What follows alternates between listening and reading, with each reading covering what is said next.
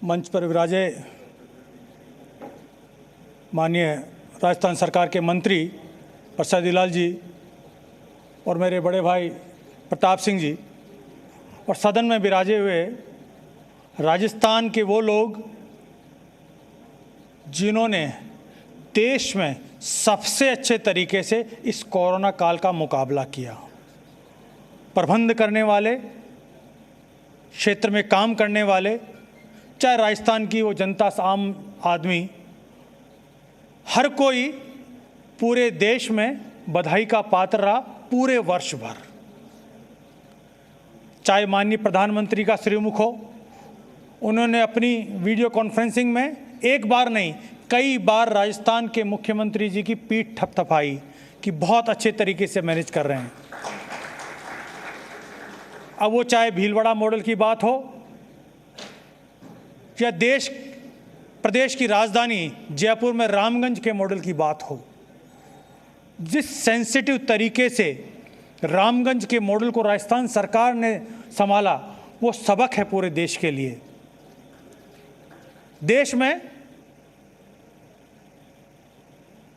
रामगंज का मॉडल इसलिए अप्रिशिएट किया जा रहा है कि जिस सेंसिटिव तरीके से यहाँ के अधिकारीगण ने, यहाँ की सरकार ने, यहाँ के मुख्यमंत्री जी ने माइनॉरिटी कम्युनिटी को हैंडल किया, उनको विज़न दिया कि आपको अपने परिवार को बचाने के लिए, अपने मोहल्ले को बचाने के लिए, अपने इलाके को बचाने के लिए आपको हमें कोऑपरेट करना पड़ेगा।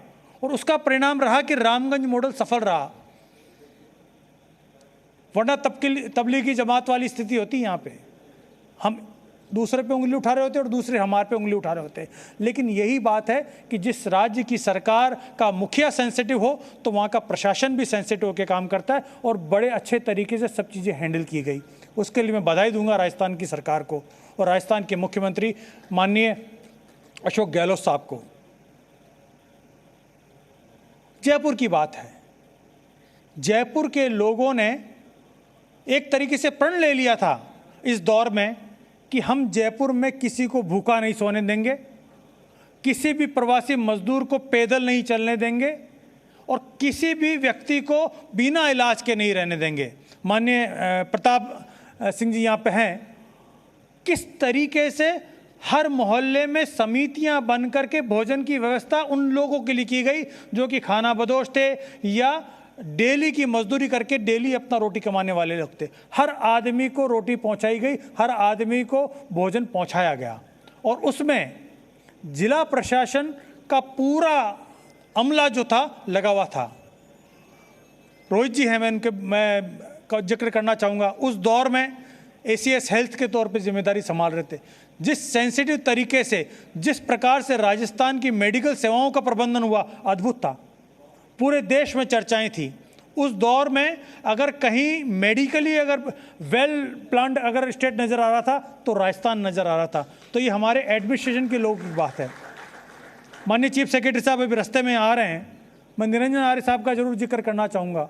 जिस सेंसिटिव तरीके से पूरे प्रदेश का प्रशासनिक अमला काम करा और इस प्रदेश की जो पॉलिटिकल लीडरशिप ने जिस प्रकार से लीडरशिप प्रदान करी, अपने आप में अद्भुत थी, अपने आप में अद्भुत था सब कुछ। मैं इसलिए इस चीज़ का जिक्र कर रहा हूँ कि पूरे देश को रास्ता बताया था राजस्थान ने कि राजस्थान किस प्रकार से प्रबंधन कर रहा है कोरोना का, उसको आप देखिए।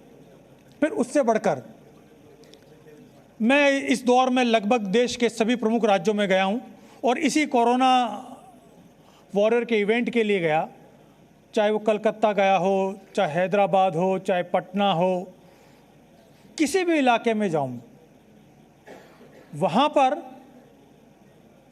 अगर मैं 4 लोगों को, 6 लोगों को, 8 लोगों को सम्मानित करता था तो उसमें से 2 से 3 लोग राजस्थानी होते थे और मुझे बड़ा फक्र होता था।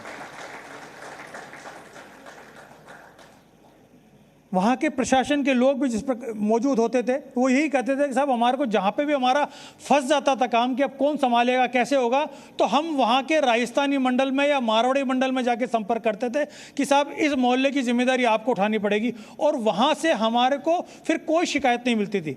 मैं माननीय चीफ सेक्रेटरी साहब निरंजन राय साहब का स्वागत करूँगा। सर थैंक यू, आप अपने व्यस्त समय से मीटिंग छोड़ करके आए, प्लीज़। तो राजस्थानी लोगों का पूरे देश में एक विशेष प्रकार का सम्मान है साहब। कलकत्ता की मैं बात करूंगा, कलकत्ता की सरकार ने, बल्कि मुझे वहाँ के चीफ सेक्रेटरी साहब से जो मेरी बात हो रही थी तो कह रहे थे साहब राजस्थानी लोग जहाँ पे भी बहुआयात में थे हमारे को कुछ नहीं करना पड़ा, ना भोजन की व्यवस्था करना पड़ी, ना टेम्परेरी जो है हॉस्पिटल की इंतजाम करना पड़ा। अधिकतर मारवाड़ी मंडल, राजस्थानी मंडल की जो धर्मशालाएं होती हैं उन धर्मशालाओं को उन्होंने क्वारंटीन सेंटर बना दिया, वहाँ पे वो मेडिकल फैसिलिटीज़ अवेलेबल कराने लगे। और मारवाड़ी समुदाय के जो लोग थे वो हर घर भोजन पहुँचाने की व्यवस्था में लग गए। तो उसके लिए राजस्थान के लोगों का मैं तहे दिल से धन्यवाद करता हूं कि इस देश में राजस्थान ने हमेशा से नाम रहा है, लेकिन इस कोरोना दौर में जिस प्रकार से उन्होंने अपनी जिम्मेदारी को निभाया, राजस्थान का गर्व सर जो है गर्व से उठा दिया। तो उन्हीं लोगों को सम्मानित करने की बात है। जब ये वैक्सीन आ गई समाज के अंदर, मैं वैक्सीन पे भी एक बात कहना चाहूँगा, राजस्थान सिरमौर है साहब वैक्सीनेशन में भी।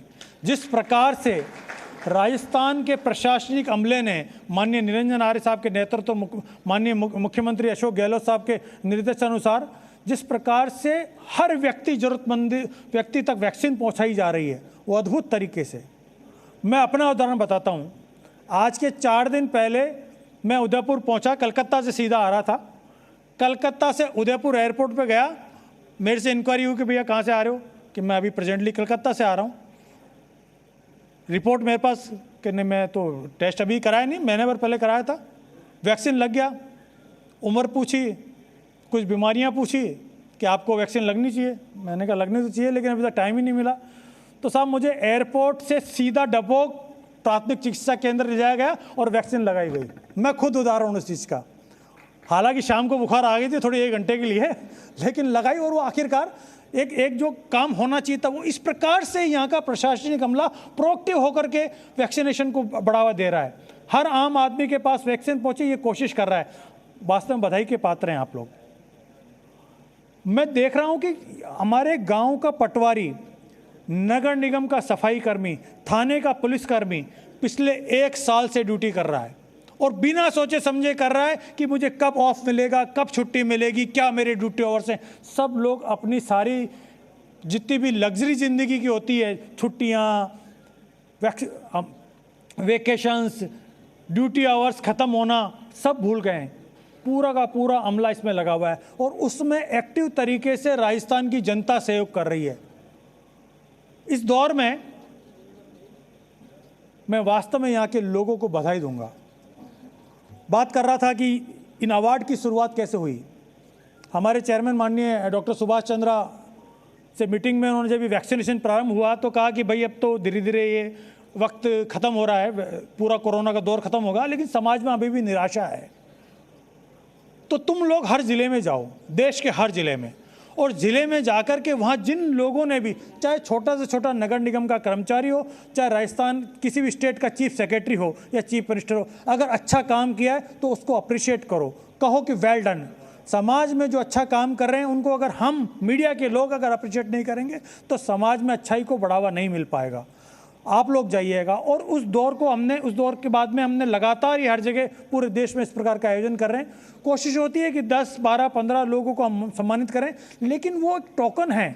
समाज के जितने भी लोगों ने अच्छा काम किया, संभव है कि आज यहाँ जितने लोग सम्मानित हो रहे हैं उससे भी कई बेहतर काम करने वाले लोग होंगे, हमारे नज़र में नहीं आ पाए होंगे। मैं उन सब भी लोगों को बधाई दूंगा कि आप सब लोगों के माध्यम से ये कोरोना का दौर हमने अच्छे से जी पाए, अच्छे से इसका मुकाबला कर पाए।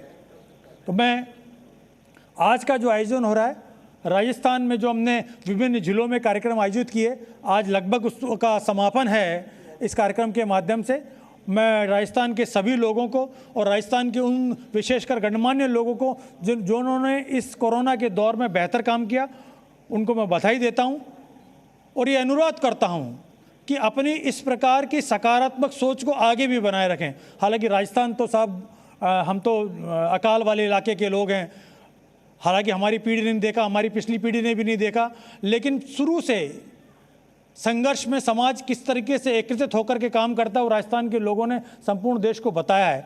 तो इस दौर में भी हमने उसी प्रकार से काम किया। मैं आप सब लोगों को तहे दिल से बधाई देता हूं और स्वागत करता हूं इस कार्यक्रम में। बहुत बहुत धन्यवाद।